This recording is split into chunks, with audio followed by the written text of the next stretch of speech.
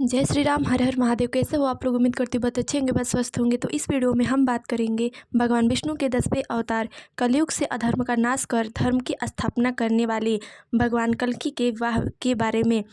भगवान कल्कि कलयुग में कितने विवाह करेंगे और किन किन के साथ करेंगे, तो वीडियो स्टार्ट करते हैं।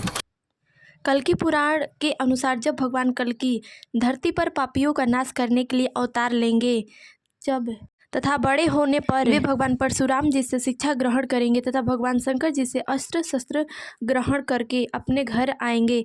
कुछ समय बीतने पर सुखदेव जी उनके पास आते हैं और कहते हैं, हे प्रभु, सिंघल द्वीप राज्य में राजा बृहदत्त की एक पुत्री है जिनका नाम राजकुमारी पद्मावती है।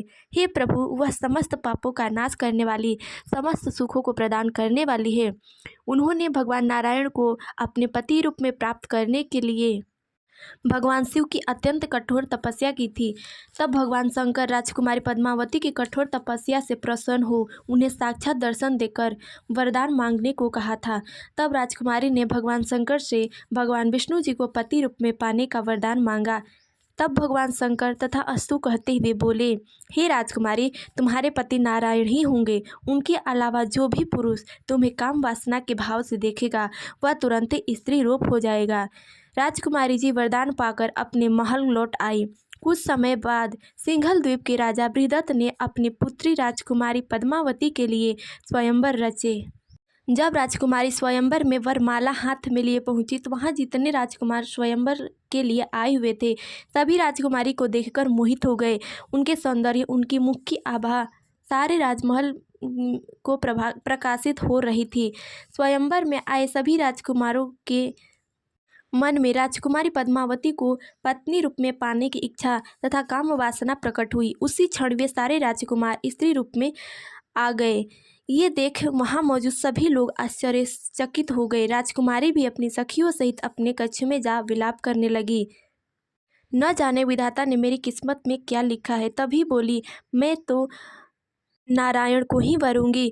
वर मेरे नारायण ही होंगे, नहीं तो मैं अपना प्राण त्याग दूंगी, अन्यथा आजीवन कुंवारी रहूंगी।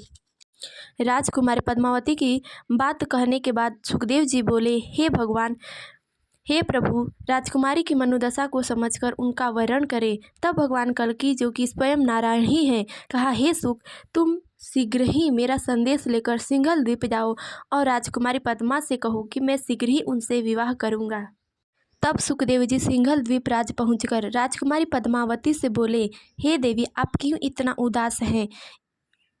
एक तोते को मनुष्य की भाषा बोलता देख राजकुमारी पद्मावती बहुत ही आश्चर्यचकित हुई और बोली, तुम कौन हो? तब सुखदेव जी अपना परिचय देते हुए बोलते हैं, हे राजकुमारी, मैं भगवान नारायण अवतार भगवान कल्कि का संदेश लेकर आया हूँ। उन्होंने कहा है वे शीघ्र ही आपसे विवाह करेंगे। तब राजकुमारी अत्यंत प्रसन्न होती हैं तथा सुखदेव जी को रत्नों से सुसज्जित कर हाथ जोड़कर बोली, हे सुख, प्रभु से कहना अब विलंब न करे और शीघ्र ही यहाँ आए तथा मुझे वरण करें। तब सुखदेव जी राजकुमारी पद्मावती का संदेश लेकर भगवान कल्कि के पास पहुंचे और राजकुमारी पद्मावती की मनोदशा को कहे।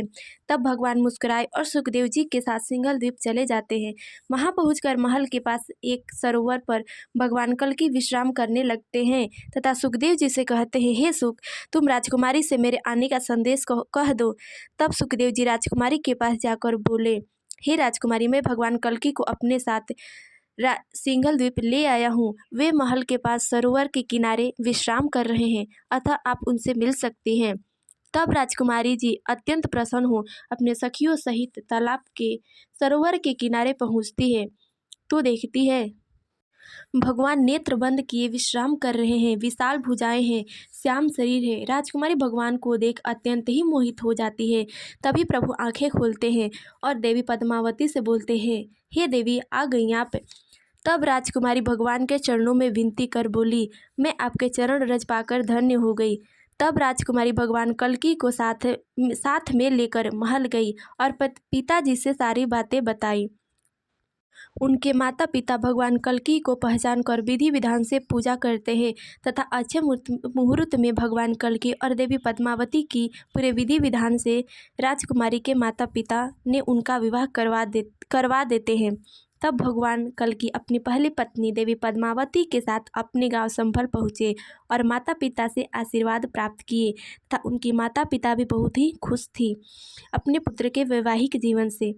कुछ समय पश्चात जब भगवान कल्कि कलयुग के दानव कली का अंत कर भल्लाट नगर में गए, तब वहाँ के राजा शशिध्वज, जो कि भगवान नारायण और भगवान श्याम सुंदर का अनन्य भक्त थे, वे भगवान कल्कि से युद्ध धर्म क्षत्रिय धर्म के अनुसार भगवान नारायण को हृदय से प्रणाम कर तथा भगवान कल्कि को हृदय से प्रणाम कर उनसे युद्ध करने लग जाते हैं। जब राजा शशिध्वज के मुष्ट प्रहार से भगवान कल्कि मूर्छित हो जाते हैं, तब राजा शशिध्वज भगवान कल्कि को अपने महल में लेकर आ जाते हैं।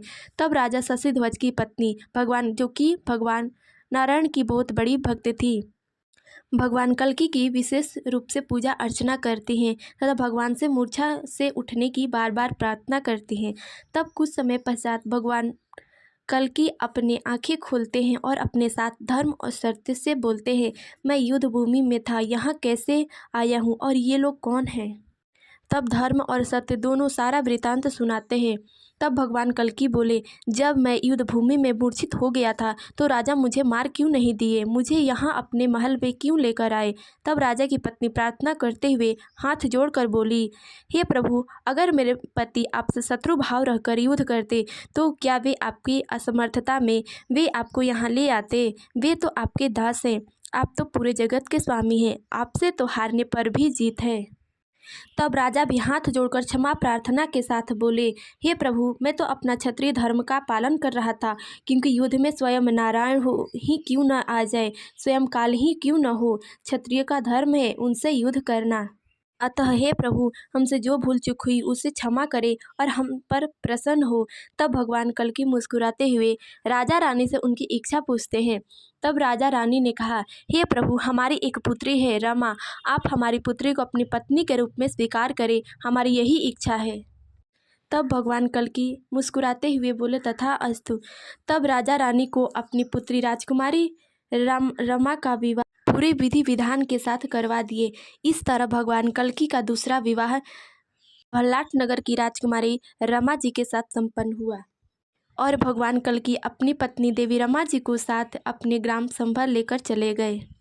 देवी रमा कोई और नहीं बल्कि वर्षों से भगवान नारायण की प्रतीक्षा कर रही माता वैष्णो देवी ही हैं, जिनसे भगवान राम त्रेता युग में ये वचन दिए थे कि वे कलयुग में कल्कि अवतार लेकर उनसे विवाह करेंगे। इस तरह भगवान कल्कि ने कलयुग में 2 विवाह किए। पहला विवाह सिंघल द्वीप की राजकुमारी पद्मावती से तथा दूसरा विवाह भल्लाट नगर की राजकुमारी रमा जी से। भगवान कल्कि के 4 पुत्र भी होंगे।